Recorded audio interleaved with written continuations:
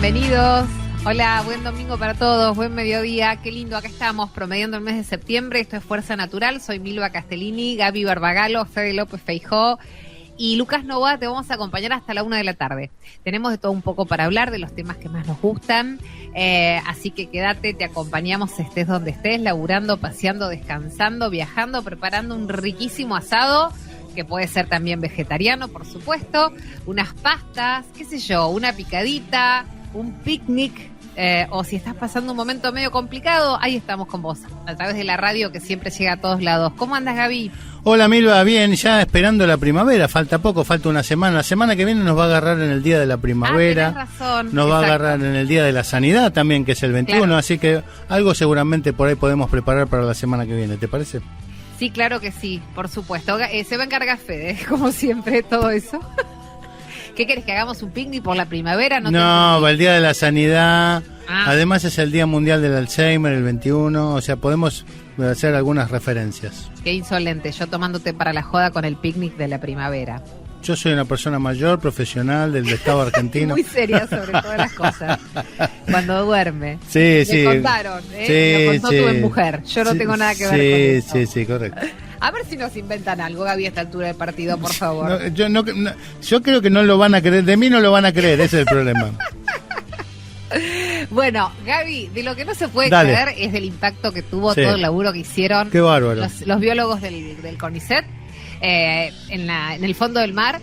Bueno, y parece que se vienen más cosas, ¿eh? En la editorial vamos a estar hablando de algo parecido, pero con fósiles, ya te voy a contar. Sí, anduvieron por Uruguay también, ¿eh? Y ciencia argentina.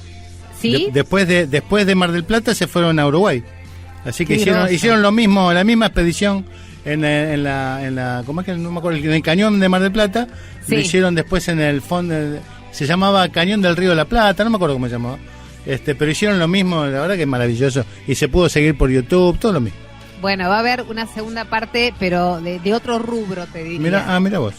Vamos a hablar hoy, esta nota va a ser muy importante cuando la podamos hacer, porque digo esto porque está trabajando, literalmente. Estoy hablando del doctor Horacio Vogelfang, que es cirujano cardiovascular. Él fundó el equipo de trasplante cardíaco en el Hospital Garrahan. Bajo su liderazgo hay un equipo que ya ha realizado solamente en corazón más de 100 trasplantes. Hay una historia muy fuerte en estas personas. Gaby, yo de por sí siempre digo que admiro profundamente a los médicos y a las médicas, porque tienen esa capacidad de poder sanar, curar, y si no pueden hacerlo, acompañar, ¿no? Son seres especiales para mí, los y las médicas, y el personal de salud en general. Pero hay algunos que tienen una misión particular en esta vida. Yo cuando lo escucho al doctor Vogelfang, creo que no hay nada más importante en la tierra que lo que él está haciendo, que le está trasplantando el corazón a un chiquito para que siga viviendo. ¿Por qué digo esto? No porque no sea importante en un adulto, sino porque en un chiquito las condiciones son mucho más acotadas para poder hacer un trasplante, por la edad, por el tamaño, por las condiciones. Lamentablemente hay más donantes de pronto para gente más grande. Sí, correcto. Pero para los chicos el desafío es mucho más difícil, y aparte son niños, son chiquitos, y hay un papá y una mamá y una familia ahí. No. Sí. Cuando lo escuchás hablar a él, sentís que no hay nada más importante en el mundo que el laburo que hace este equipo del Garrahan. Y algo que él aclara, porque también uno lo analizó, lo vio en algún video, es no olvidarse nunca que hay una familia que sufre un drama, que es la familia del donante, ¿no? Claro que sí. Terrible. Por eso digo, este equipo de médicos del Hospital Garrahan, tan viste, vapuleado últimamente, hace una tarea tan inconmensurable, tan enorme, tan humana, tan sobrehumana por momentos. Cuando charlemos con él, bueno, él tiene todo para contar. Yo lo conocí mucho cuando fue el trasplante de Abril, que fue una bebé emblemática en la historia de los trasplantes, una gorda hermosa con unos ojos azules muy grandes, que hoy ya es una mujer joven, una joven mujer. Esa historia nos conmovió mucho a todos, esa cobertura nos tuvo en vilo a todos. Bueno, tuve yo la posibilidad de... Creo que fue en el 2004, ¿puede ser? De hacerla después fui a la casa de Abril cuando ya podíamos entrar, ya ella podía recuperar la normalidad. Enorme trabajo. Bueno, si termina una operación que está haciendo, porque no hay horario ni día, vamos a estar charlando con él seguramente. Bueno. Hablemos del lado B, del doctor Gabriel Rapagalo. ¿Sabes lo que es una fístula? ¿Algo que sostiene una quebradura o estoy diciendo una pavada? Eso es una férula, pero no importa. Ay, qué parecido. Bueno, te pido mil disculpas. No importa.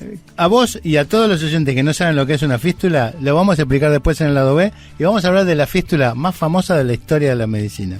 Me dejas un suspenso. Y claro. Ahora la busco. Te lo hice a propósito. No. Escúchame, en los temas de hoy. Mirá que les voy a contar a todos que confundiste fístula con férula. Y soy humana, me puede pasar. Sí. Te pido mil disculpas. Sos rubia también, no te olvides nunca. Soy rubia.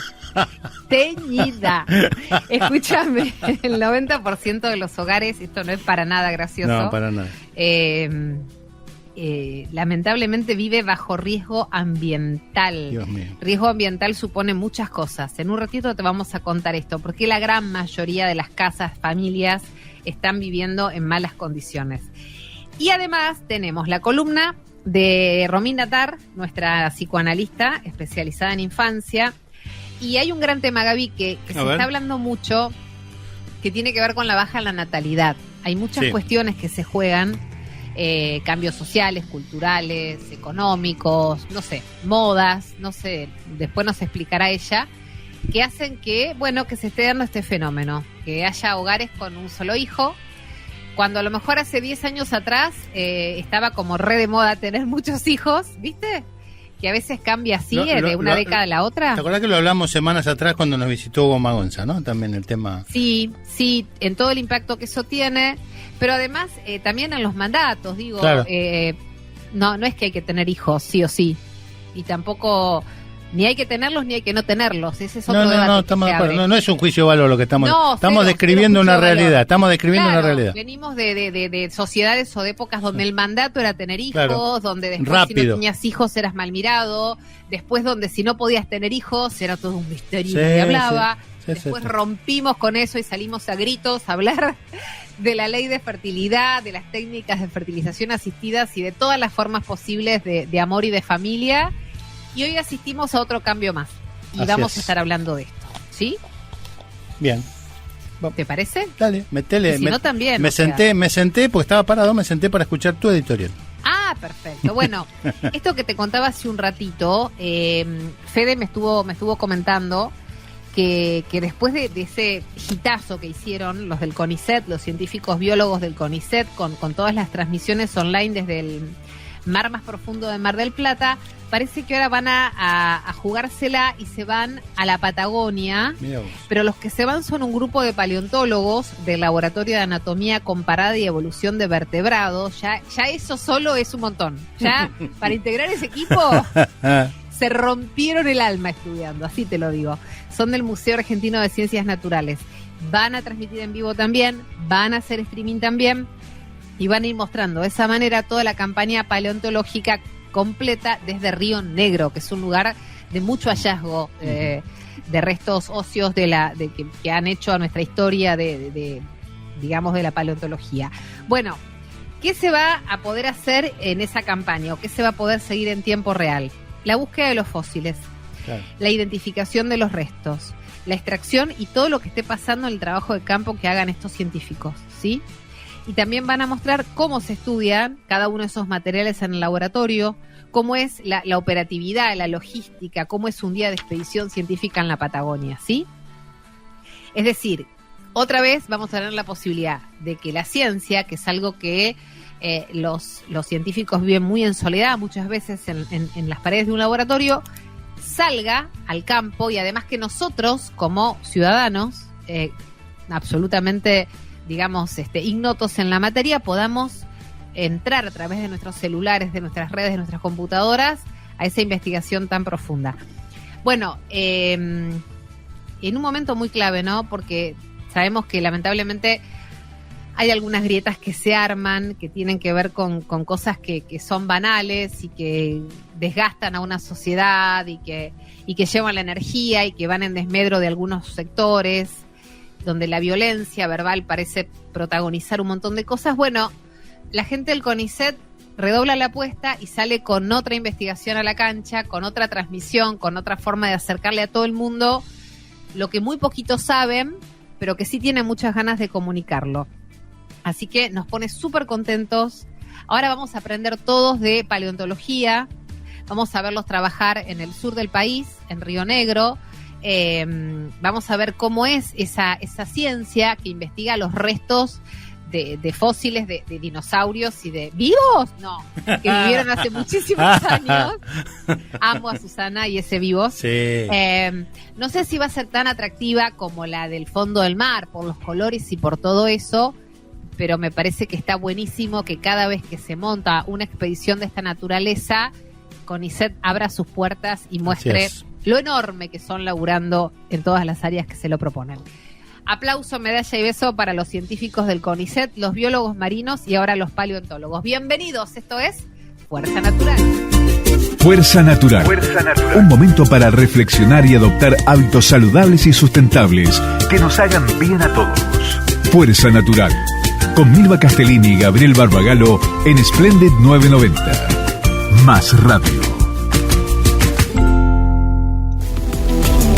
Gaby, querido, te voy a contar que hay veces, a lo largo de mis años de periodismo, me he dado cuenta y me ha pasado pocas veces que te queda grande un entrevistado para una nota, para una entrevista, ¿sí? Porque se trata de alguien muy grande, porque ha hecho cosas muy grandes y porque ya ha superado los límites que muchas personas y que muchos seres humanos pueden entender, comprender y vivenciar, ¿sí? Ha atravesado experiencias muy fuertes y ha salvado muchas vidas y vidas de chicos chiquititos y se convierten en referentes sociales muy importantes. Entonces son entrevistados que te quedan grandes para una nota y son inabarcables. Estoy hablando del doctor Horacio Vogelfang, que es un cirujano recontra conocido, recontra respetado, recontra formado. Es cirujano cardiovascular y es fundador del equipo de trasplante del Hospital Cardíaco del Centro Cardíaco del Hospital Garrahan. Eso quería decir. O sea, lo ha liderado, lo soñó, lo pensó, lo creó y bajo su conducción hay un equipo que realizó más de 100 trasplantes de corazón en chiquitos. Y esto marca un hito en la historia de la salud pública argentina y el doctor es protagonista. Y un día lo tenía como una idea. En algún momento, Horacio, esto fue una idea, un proyecto, un deseo. Y muchos años después estamos hablando de una historia construida y de más de 100 vidas que han salido adelante. Qué placer saludarlo, doctor. Bueno, muchas gracias. Sí, escucharla un poco me emociona. No sé, estoy como sintiendo que, bueno, empiezo a recorrer por ahí los últimos pasos, que no sé cuántos serán, pueden ser 3 o 3.000 esos pasos, no sé, todo lo que me dé el tiempo, las ganas, la vida, pero bueno, escuché esta presentación y un poco fui hacia atrás, ¿no? Me recordé, digo, son esos flashes que pasan que por ahí en instantes uno ve cosas que hizo durante tanto tiempo y sí, y bueno, estoy agradecido por esta presentación y bueno, a disposición de ustedes. ¿Hasta dónde fue, doctor? ¿Qué fue lo primero que se le vino en mente? Porque yo en lo personal lo conozco desde hace muchas décadas, cuando comenzaban trasplantes que se hicieron muy, muy mediáticos, como el caso Abril, por ejemplo, que cubrí, que yo le recordaba antes de entrevistarlo, que habíamos estado charlando muchas veces. Pero usted, ¿hasta dónde fue, doctor? ¿Hasta dónde volví ahora? Uh-huh. Y hasta, diría, Paysandú y Añasco, en la Paternal, enfrente del Club Fulgor, y sí, destellos de qué sé yo, de mucho, porque en algún momento mencionó algo de que pasé por algunas cosas, sí, bueno, se me representaron esas cosas, que sí, que hay que pasarlas y que, bueno, van como consolidando la vocación, ¿no? Que uno nunca sabe por qué es, desde dónde viene, qué es lo que se despierta. Se preguntaba usted en la presentación si yo me había imaginado esto del programa de trasplante cardíaco, y la verdad que cuando empecé a estudiar medicina, no. Después, a medida que fui avanzando y que por algún motivo me gustó la cirugía cardíaca infantil, después sí, yo empezaba a buscar soluciones para necesidades de los pacientes. Y la verdad que lo del trasplante nació casualmente porque, bueno, por una paciente no pediátrica, ya era mayor, pero la obra social de jubilados de PAMI mandó al Garrahan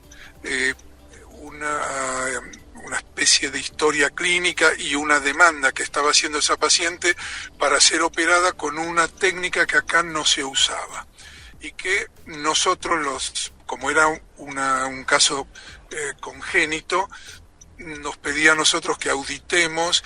Bueno, en ese momento el jefe de servicio me pidió a mí. Se trataba de la utilización de lo que se llamó homoinjertos, o sea, válvulas o arterias que se extraían de corazones humanos y que eran procesadas y congeladas para ser usadas como prótesis después. Y yo la verdad que en ese momento no tenía la más mínima idea de que eso existiera. Se estaba haciendo en Inglaterra.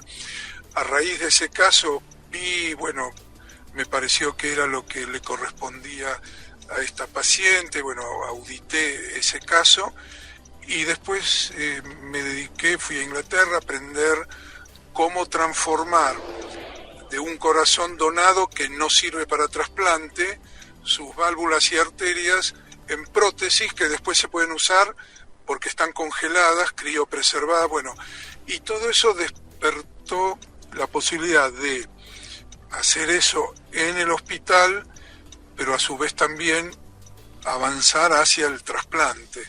Y estoy hablando del año 1990, 91. Y bueno, desde ese entonces que empecé a pensar en la posibilidad de hacerlo, y se pudo concretar en el año 2000. Nuestro primer trasplante lo hicimos en el año 2000. Ya en el país se habían hecho trasplantes pediátricos, trasplantes cardíacos infantiles, en lo que era en el Hospital Italiano, luego en el Hospital de Niños de La Plata, pero ya en el 2000 y pico, ya esos programas estaban como más discontinuados y no había un programa de trasplante cardíaco en un hospital público, y un hospital público de tanta importancia como el Garrahan, ¿no? Seguramente recordarás el primer trasplante que has hecho, por eso creo que no se olvida, y recordar que, un poco para nuestra audiencia, ver que el corazón que latía dentro de una persona empieza a latir en otra persona, creo que es el gran milagro de la medicina. Sí. ¿Recordás lo que sentiste cuando después del trasplante viste que ese corazón empezó a latir en otro cuerpo? Sí, era una incertidumbre enorme. Claro. La verdad es que lo habíamos hecho, yo había visto trasplantes porque claro, me entrené en Inglaterra, luego en centros aquí que hacían trasplantes de adultos, pero era la primera vez que bajo mi responsabilidad y la de mis compañeros de equipo se daba eso. Y lo primero, esa incertidumbre enorme a ver si el corazón responde. Eso se mitiga rápidamente porque nosotros en nuestra técnica lo que hacemos es juntar, digamos, las estructuras del lado izquierdo del corazón, que son la aurícula izquierda y la aorta. Una vez que eso están conectadas, inmediatamente uno puede liberar la circulación para que empiece a entrar sangre a ese corazón y hacer el resto del trasplante, lo que son las dos venas cavas y la arteria pulmonar, ya con el corazón latiendo. Entonces, digamos, a la mitad del trasplante ya nosotros veíamos que el corazón empezaba a latir, lo cual sí, fue una alegría enorme. Y luego, bueno, una vez terminado todo, con la paciente ya en vías de ir a la terapia intensiva, fue una emoción enorme, porque poner a punto las técnicas y desarrollar el programa tuvo sus obstáculos. Y bueno, haberlo concretado con el primer trasplante realmente yo sentía mucho orgullo, mucha alegría en ese momento. ¿Cómo no? Y cómo no, doctor, porque más allá de esta primera pregunta que le hace Gabriel respecto del primer trasplante, de todo lo que eso representó, y de la idoneidad de ustedes como profesionales para poder hacer ese procedimiento y después reiterarlo decenas de veces más, a mí me conmueve mucho cada vez que los escucho, que es lo que nosotros como ciudadanos por ahí no tomamos dimensión hasta que pasamos cerca de una historia como esta, es el acompañamiento a la familia. Ustedes han tenido que convertirse no solamente en médicos y cirujanos idóneos en cardiología infantil y en trasplantes, sino también en el acompañamiento psicológico humano de esos chiquitos que están muchos meses internados y de esas familias que están muchos meses internadas y que tienen la incertidumbre de saber si su hijo y su hija van a seguir viviendo o no. Y que cuando los despiden en ese trasplante con toda la esperanza del mundo, no saben si lo están despidiendo para siempre o los van a volver a ver en un ratito nada más. Se juega lo más sagrado del mundo. No puedo pensar un lugar más difícil para un padre, doctor, que estar en ese lugar esperando un trasplante. No lo puedo imaginar. Y ustedes han tenido que desarrollar, paralelamente, reitero, a su idoneidad como cardiólogos y cirujanos, un equipo que contiene, que acompaña, que abraza, que consuela a los que naturalmente les exigen velocidad y cuándo va a ser y cómo vamos a hacer. ¿Cuánto es? Eso es un montón. Sí, es una de las partes más difíciles y de las que siento que, a la inversa de la seguridad que da la experiencia en todo lo técnico, en esto es a la inversa. Cada vez me siento más inseguro y más limitado de poder acompañar, porque, a ver, estas palabras a mí me llevan más que nada al peor de los momentos, al más doloroso, que es cuando se pierde la vida de un paciente, ya sea por trasplante o por las cirugías cardíacas que hacemos para reparar las cardiopatías congénitas. Por suerte son muy pocos, si uno lo toma de manera estadística, son muy pocos, pero claro, si uno habla de que al 99% le va bien, quiere decir que a uno le fue mal. Claro. Y ese ir mal cada vez a mí se me hace más penoso y más dificultoso, porque uno siente que la familia confiaba en que todo iba a salir bien, en que y tener que transmitir que el paciente no toleró la cirugía o que las cosas no andan bien, cada vez a mí me produce cada vez más dolor y más dificultad de poder transmitirlo y de poder acompañar. Me siento cada vez más como una frustración de que yo no hago las cosas para eso, pero bueno, hay que entender que sí, es parte de la actividad. Sí, claro. Y uno debe aprender con mucha paciencia a acompañar a esas familias. En el caso de los trasplantes es muy difícil el tiempo de espera. Claro. Porque están esperando algunos, tenemos pacientes que han esperado meses y años el donante adecuado. Y todos los días transmitir esperanza, acompañamiento, es muy difícil. Y se necesita, como bien lo han mencionado ustedes, que no me canso de yo repetirlo e incluirlo, se necesita un equipo, pero un equipo que es toda una institución, porque el equipo para un paciente que se va a trasplantar es toda la institución que lo está albergando, que lo está internando, que lo está cuidando. Y si esa institución no tiene empatía, si las enfermeras, si los médicos de las terapias de la unidad coronaria, si todo el personal administrativo, las secretarias, no tienen una actitud de escucha y de acompañamiento, esas familias sufren, sí sufren. Vos sabés que existe un sesgo cognitivo, que es el efecto Dunning-Kruger, está descrito de esa manera, que dice que los profesionales, en este caso un cirujano cardiovascular, a medida que va ganando en experiencia, se hace más precavido y se hace más cuidadoso por temor a los errores, por temor a los fracasos. Generalmente el novato es más audaz, sí. y la persona de experiencia es mucho más precavido, y tiene que ver con esto que vos decías, ¿no? O sea, empezás a pensar desgraciadamente en ese 1%, que es capaz que al principio ese número fue mejorando a lo largo de toda tu experiencia, pero empieza a ser mucho más duro ese 1% de lo que era quizás al principio, no solo en tu profesión, sino en todas las especialidades. Y el mismísimo Favaloro, quiero rescatarlo, no vamos a descubrir quién es, hablaba del equipo sobre la persona, sobre el cirujano, y siempre decía, tenemos que reemplazar el yo por el nosotros, ¿no? Y me parece que ese es un poco el mensaje que vos también nos estás dando, Horacio. Sí, es absolutamente así. No hay esta actividad es imposible de hacerla solo. Quien crea que la está haciendo porque él es maravilloso y es el mejor del mundo, se equivoca. Y si eso es lo que transmite, también es un error.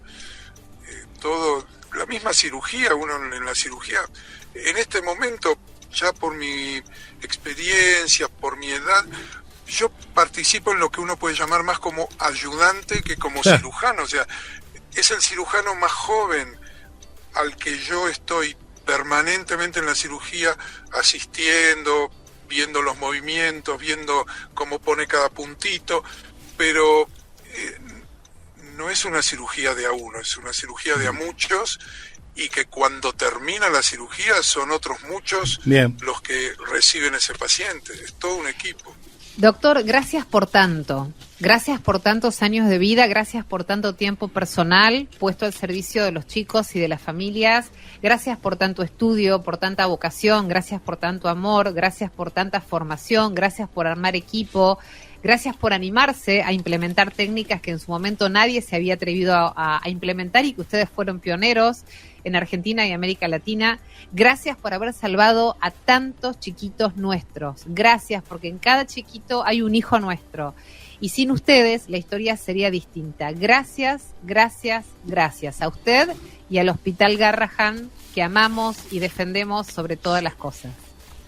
Bueno, Milva y Gabriel, yo les agradezco, y en este momento que la verdad no me gusta, me entristece un poco, trato de aprovechar esto para decir, bueno, que yo soy un poco la historia de un proceso que culminó en un hospital maravilloso como el Garrahan, y que el presente y el futuro de esa institución, bueno, hoy está sufriendo mucho, y hay que apoyarlos, hay que cobijarlos. Así será. Gracias.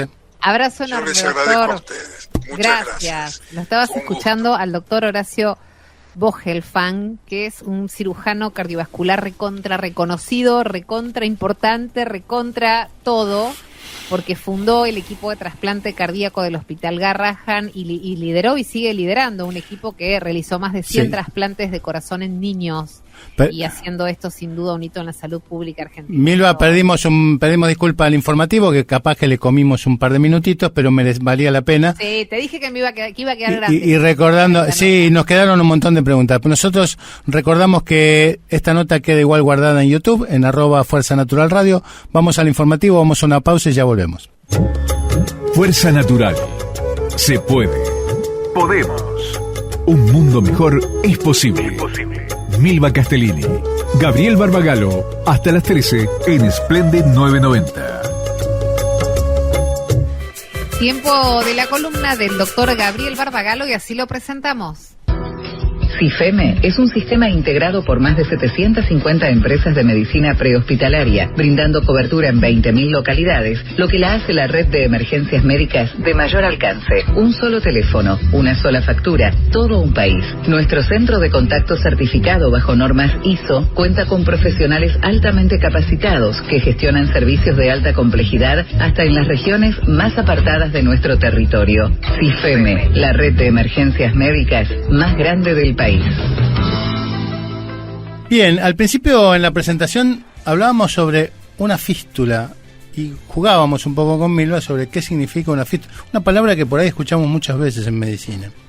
Hoy vamos a hablar de la fístula más famosa de la historia de la medicina. Una fístula es una comunicación anómala que une dos órganos o bien que une un órgano con el exterior. Una amenaza recurrente y sombría cada vez que se realiza alguna cirugía de un órgano hueco o que aparece luego de algún traumatismo perforante. Una fístula producto de una cirugía o de una perforación traumática solía tardar mucho tiempo en cerrar antes de la llegada de las actuales herramientas terapéuticas, que obviamente no tiene sentido explicarlas en este momento. Pero la historia que hoy les traigo es el de una fístula que permitió que dos personas queden perpetuadas en la memoria de la medicina. Uno fue un canadiense de Quebec, conocido como Alexis Saint-Martin, y el otro el doctor William Beaumont, médico militar de los Estados Unidos, que se conocieron en la primera mitad del siglo XX debido a un episodio con ribetes dramáticos. En junio de 1822, en un bar de la zona de los lagos de Michigan, se armó una trifulca entre parroquianos cuando una bala perdida de un fusil impactó en la anatomía de Alexis. Saint-Martin, ¿no? De la persona que nombramos al principio, y que le provocó una herida perforante que no se cerró en el tiempo, y que fue generando una fístula, o sea, ese orificio que se mantuvo abierto, eso constituyó esa fístula de varios centímetros que comunicaba el estómago con el exterior. Motivo por el cual se pidió la participación del doctor Beaumont, cirujano del ejército, que durante 3 años intentó cerrar la fístula sin éxito. Durante el siglo XIX, sin la ayuda del diagnóstico por imágenes, muchas de las funciones del organismo se conocían a través del estudio de cadáveres, y los mecanismos de digestión se sospechaban a través de especulaciones hechas en esos cuerpos inertes. Fue entonces que la avidez de conocimiento y la pasión por la medicina generaron una relación de años entre el doctor Beaumont y su paciente Alexis Saint-Martin, portador de una fístula gástrica crónica. El cirujano comenzó sus investigaciones en agosto de 1825, con la autorización de su paciente, cuando al mediodía introdujo a través de la fístula un trozo de carne de vaca cocida atada a un hilo de seda, y midiendo los tiempos de digestión.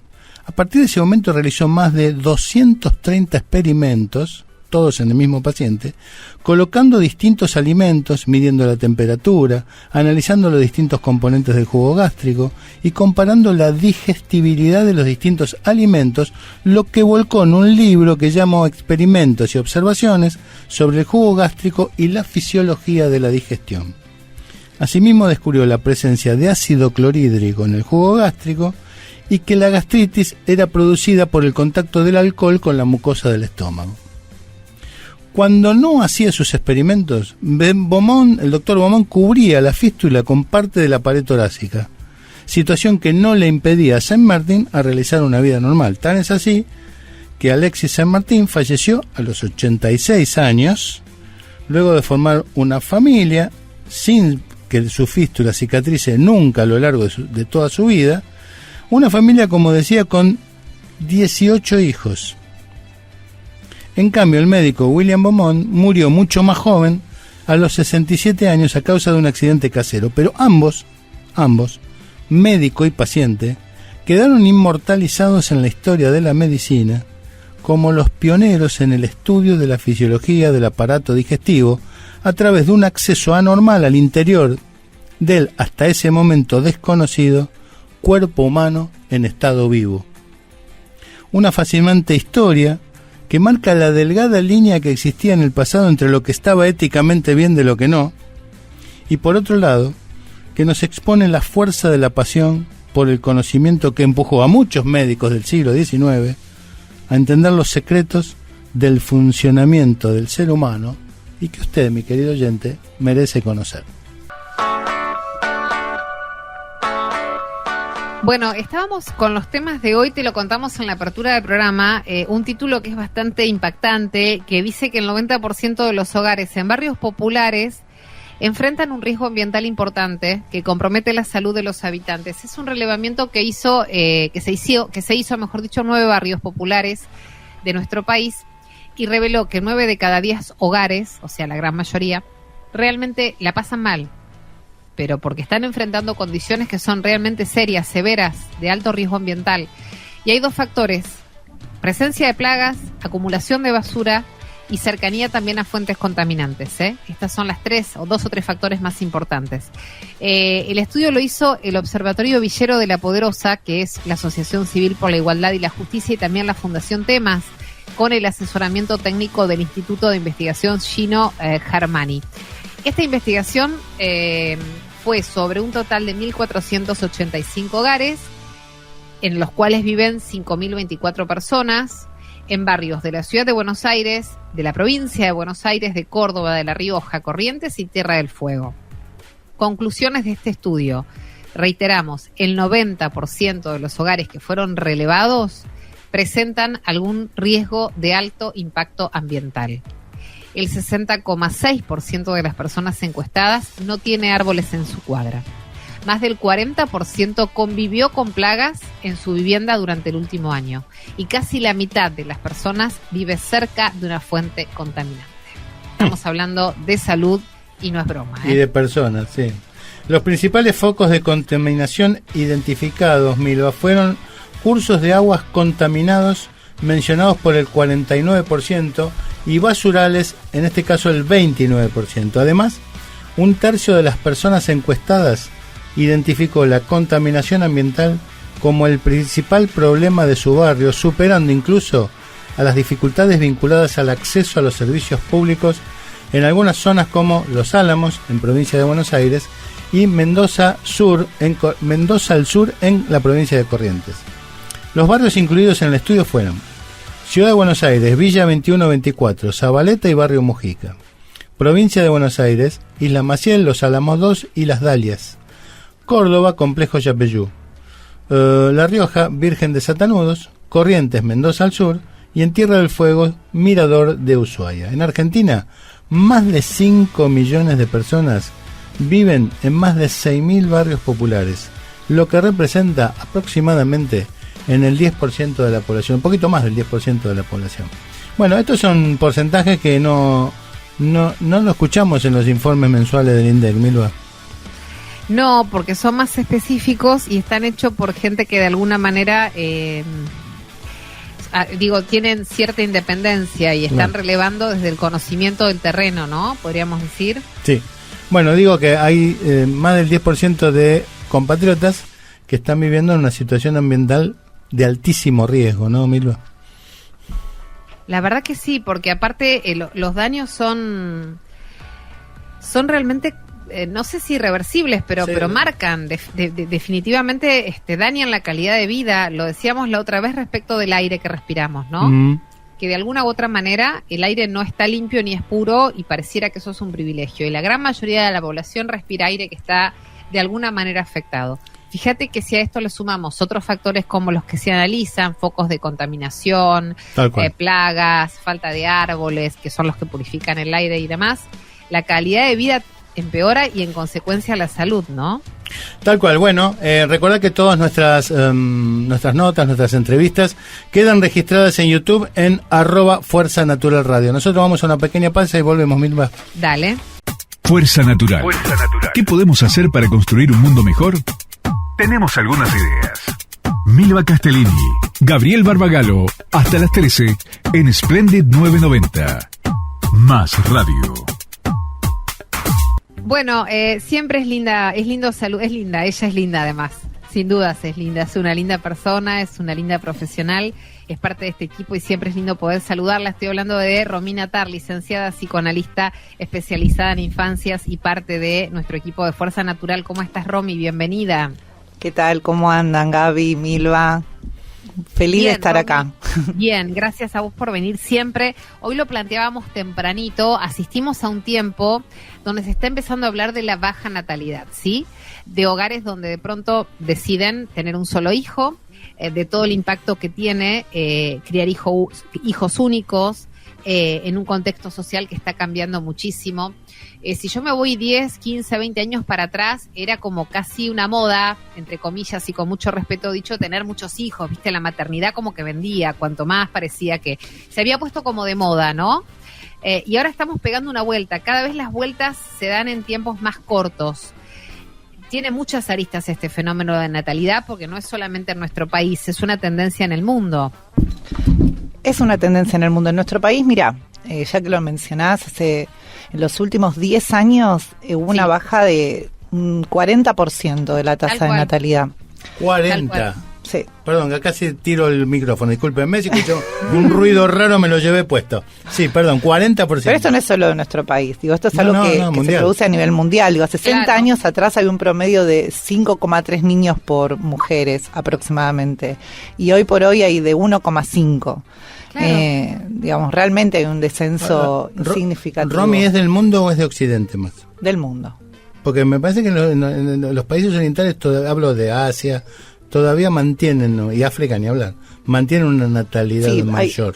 Puede ser que haya distintos grados, pero digo, en general, el promedio tiene que ver con eso. Y hay distintos factores, ¿no? Que un poco mencionaban ustedes al principio, digo, el económico, el político, el social, el psicológico. Un poco a nosotros nos atañe acá desde mi profesión, al psicológico, que si bien tiene un montón de aristas y elementos en juego, vamos a abordar o a pensar juntos y conversar sobre algunos de ellos, ¿no? Lo primero que quería pensar con ustedes es la posibilidad de desbiologizar la maternidad. Si bien, digamos, es importante la biología para concebir niños en este mundo, es importante que los desbiologicemos, ¿no? Que no pensemos como un destino biológico la maternidad y la paternidad. Esto es un rol en realidad social, construido, vincular, digamos, desde lo cultural. Hay mandatos que nos atraviesan el imaginario social. Claro, es un deseo. En realidad yo presentaría un versus entre el mandato y el deseo. Digo, por un lado está el mandato, que está basado en los roles de género, que es las expectativas sociales que hay sobre un hombre, una mujer, digamos, cómo deben comportarse, pensar, sentir en una sociedad según su género, su género biológico. Y por otro lado, digamos, estos mandatos nos atraviesan absolutamente, ¿no? Como esta idea, por ejemplo, de que las mujeres podían realizarse una vez que tenían hijos, ahí iban a estar completas, y si no era por ahí, digamos, estaban incompletas o no habían logrado realizarse en la vida, y la mirada social era un poco sancionadora. Después, bueno, hubo diferentes movimientos sociales, culturales, el feminismo, que un poco lo que hicieron fue cuestionar, interrogar estas exigencias de que sea el deseo de toda madre, el deber ser madre, para hacer lugar a lo que es el deseo. Y ahí me gustaría detenernos en este versus, ¿no? Mandato versus deseo. El deseo, desde el psicoanálisis, es planteado como que puede aparecer algo del deseo en relación a que algo falte. Digamos, si se sustrae este deber ser, si nos corremos de que debemos ser madres o padres, si debemos o no debemos, digamos, si nos corremos de ahí, si sustraemos este deber ser, aparece un vacío, aparece un agujero, aparece una falta. Y es ahí donde puede haber una verdadera elección, es ahí donde puede haber algo que nos cause el deseo, que no siempre es el de ser madres o padres, a veces es el de no serlo.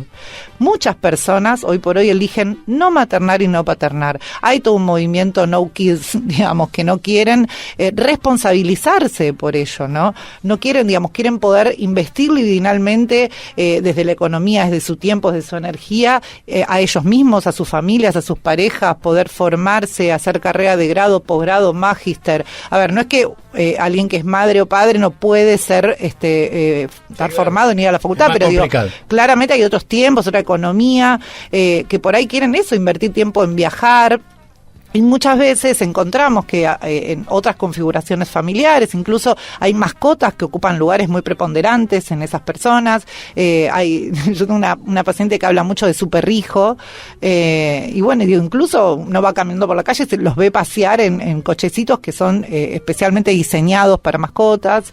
Digo, hay todo un movimiento, desde el deseo podemos elegir maternar o paternar o no ser madres o padres, digamos, y en esto de ser, cuando este deseo sí es por el lado del ser, ahí me gustaría también interrogar, ¿por qué ser madres o padres? ¿Por qué ser? ¿No? El ser como una manera de nombrarse, como una manera de ser o existir en este mundo porque somos madres o padres. No, digamos, por ahí está bueno hablar de la función de maternar y paternar, porque la función es un deseo, es una elección, y la función la puede cumplir cualquier persona que esté en un lugar de ser referente de crianza. Va más allá de la biología, más allá de si somos mujeres u hombres. Digamos, desempeñamos esa función. Ahora, una vez, perdón, nada, me estoy riendo sola porque Sebastián, que es mi marido, en alguna de las charlas que tuvimos respecto a todo este tema, cuando estábamos en la búsqueda de nuestro hijo y demás, me dijo un día, parecía muy liviano, pero lo voy entendiendo: ¿cuándo terminaremos con esta huevada del Día del Padre y de la Madre? Yo sé que es comercial, sí, pero me dijo, esto en algún momento va a quedar atrás, va a atrasar esto que estamos celebrando, entre comillas. Bueno, por esto que acabas de decir, en muchas escuelas se trabaja con el Día de la Familia. Por ejemplo, empezamos a evolucionarlo. Todo empezó porque hay chicos que no tenían padre o madre, entonces quedaban afuera del festejo. Claro, entonces, es muy cruel. Todos calculo que todos tienen familia, entonces se festeja el Día de la Familia. Sí, incluso también en las notas, notas de los cuadernos, muchas veces era señores padres, ¿no? Cuando yo era chica escribíamos señores padres. Hoy por hoy es familias. Bueno, fuimos evolucionándolo. Ahora, mi pregunta a Romina, es un problema, mejor dicho, es un fenómeno que tiene que ver con algo social que nos aleja de lo voy a decir bien para que se entienda, de lo animal. El animal por sí, el mamífero tiende a tener cría. Uh-huh. Entonces fuimos alejándonos de eso y en tanto, digamos, seres pensantes, socialmente nos fuimos alejando de o mejor dicho, asumiendo la elección de paternar o maternar. El tema es que sea desde el deseo y no desde el mandato. Perfecto. Si vos elegís, más allá del destino biológico, que para diferenciarnos de los animales, como decís vos, está la cuestión del mandato, elegir por mandato o elegir por deseo. Digamos, si es desde el verdadero deseo, bueno, si uno elige poder maternar o no maternar o paternar, bien, bienvenido. La única preocupación, todo eso a mí me queda claro, la única preocupación es que desde el punto de vista previsional, desde el punto de vista sanitario, desde el punto de vista económico, hace que las poblaciones envejezcan cuando baja la natalidad, porque la gente, no solo eso, ya lo hemos dicho, vive más años, tiene menos hijos, y está comprobado matemáticamente que la tasa de recambio para mantener más o menos una población de edad es 2,1 por cada mujer fértil. Exacto. Si vos tenés por debajo de 2,1, tu población va a ir envejeciendo. Envejecer no es gratis, estoy hablando. Tenés que asumir lo que es una población que va a envejecer, con lo cual vas a tener una cantidad de gente mayor de 60 años, una cantidad de gente que no va a trabajar a partir de cierta edad, etcétera, etcétera, etcétera. Entonces, no te tiro a vos la responsabilidad, pero ¿qué deberían hacer los estados ante esto? Porque antes se mantenía quizá culturalmente el hecho de que cada matrimonio iba a tener... La palabra familia tipo era un invento de la sociedad. Familia tipo era padre, madre, 2 hijos. En lo posible uno de cada sexo, ¿te acordás? Sí. Y ahora ya cambió la todo parejita. Eso. ¿Te acordás? El casalito, sí. Está bien. Lo que pasa es que pero hay un efecto, de esa expectativa y de esa romantización de la maternidad, donde se exaltan todos los aspectos positivos y donde constantemente se está presionando para que pueda esa persona mantener el equilibrio entre el control de toda la situación familiar y de crianza, y por otro lado pueda desplegarse profesionalmente, y toda esa presión cuando intentamos, digamos, evaluar un resultado entre las exigencias de la sociedad y lo que nosotros realmente podemos hacer, el saldo es negativo.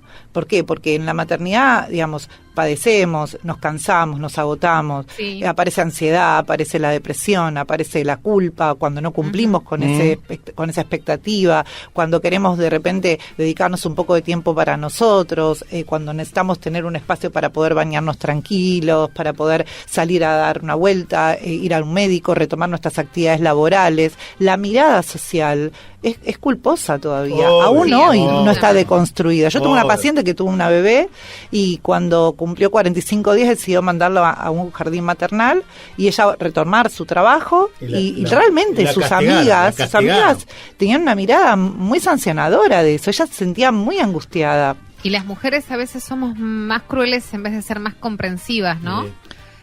Siendo que sabemos lo que se siente. Por eso es importante criar en red, ¿no? Sí, claro. Sostenernos, poder contar con un otro para poder sentirnos también cuidadas, apoyadas, acompañadas y también acompañados, porque es la función, insisto, más allá quien la desempeñe. Uh-huh. Hay distintos tipos de familia. Hay familias monoparentales, familias homoparentales, heteroparentales, familias ensambladas, Pero bueno, lo importante y resaltar es que sea desde el deseo. Eso desde ya, creo que eso ya, al menos, a mí hay temas que no los tengo resueltos, ¿no? O sea, el tema de las mascotas, no, estamos de acuerdo que una mascota no reemplaza a un hijo. Que vos elegiste tener mascota me parece bárbaro. Es el lugar que se le da, bueno, no porque reemplaza. Puedo no estar de acuerdo, insisto, no en la elección y que no tiene que haber mandato. Si una pareja o una persona no quiere paternar o maternar, me parece fantástico si lo hace desde su decisión. Creer que tener un perro si va a tener un hijo me parece que no lo es. Igual, me parece que le da un lugar de preponderancia distinto al de una mascota en una familia común. Porque yo te puedo llegar a situaciones límite donde te das cuenta que no es lo mismo. No, seguro. Gaby no está totalmente en desacuerdo. Igual. No dije totalmente. No dije, claro. Por eso dije que no voy a juzgar eso. No, dije, no veo, para mí no es lo mismo, no son comparables un hijo con una mascota. Eso es lo que quiero decir. Está muy bien. Ahora que si yo quieren lo que aprendí chiquitito, porque nos tenemos que ir y con vos siempre, Romina, es imposible cerrar el programa. Siempre lo mismo con vos, che. Es lo siguiente, yo aprendí que no se preguntan cosas que antes se preguntaban porque socialmente era parte de la conversación. Yo aprendí que no se pregunta, ¿tenés hijos? ¿Cuántos vas a tener? ¿Por qué no tenés? Correcto. ¿Y para cuándo el segundo? Yo aprendí que esas cosas... Yo lo aprendí también, no lo sabía, lo aprendí. Me pasó que no podía quedar embarazada y entendí que había cosas que no se preguntaban y que uno por costumbre daba por sentado de que la gente tenía hijos, podía tener hijos y quería tener hijos. Claro. Bueno, nos tenemos que ir. A mí me lo enseñaron mis hijos. Me dijeron, nunca más me preguntes esto. Y ahí lo entendí. Es un tuyo el cierre, Romy, que sos la que sabe de esto. Bueno, saludar a todos los oyentes y invitarlos también a que, cada uno puede elegir. Respetemos el espacio para que cada uno pueda decidir lo que quiere. Bien, fundamental. Incluidos perros y gatos. Después fuera del aire te voy a hacer una pregunta y vas a ver que me vas a dar la razón. Vos me tendrías que preguntar a mí, ¿y para cuándo el segundo? No, jamás te pregunté eso. Y es lo mismo. No te... Bueno, el segundo perro te debe preguntar. Perro, ya tengo 2 o 3. Por eso. Bueno, acordate que Lucas Novoa nos puso en el aire, que Federico López Feijó se quiere ir, no sé qué me está haciendo, que tiene hambre, que es nuestro productor general, que yo soy Gabriel, vos sos Milva y nos vemos la semana que viene, el día de la primavera, Milva. Dale, besos a todos, gracias por estar ahí, un placer enorme. Esto fue Fuerza Natural, chao.